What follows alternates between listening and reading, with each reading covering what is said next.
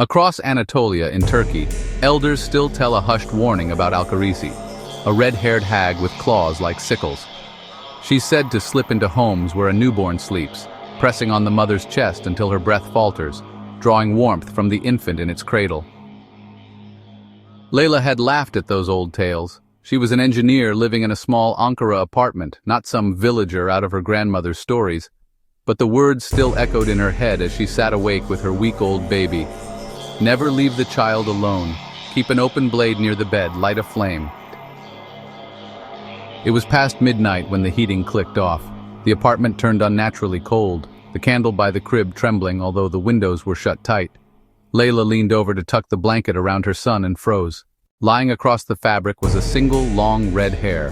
Her own hair was black. She must have dozed in the chair because the next moment, a crushing weight pinned her chest. Her eyes flew open.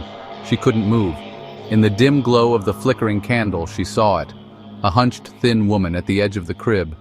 Skin pale as clay, hair the color of rust, fingers long and crooked like hooks.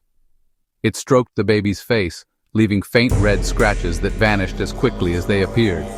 Layla fought to lift her arm. Her grandmother's words rang in her skull. With the last of her strength, she tipped the scissors from the nightstand. They clattered open on the floor. The thing hissed.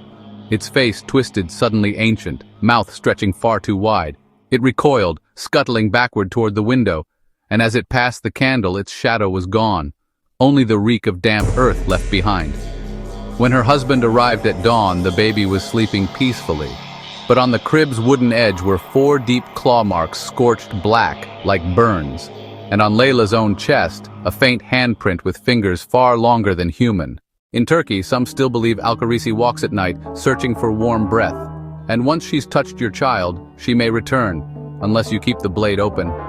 Legends like this aren't just stories, they're warnings passed down for a reason. I bring you one every day. Subscribe now so you don't miss tomorrow's tale.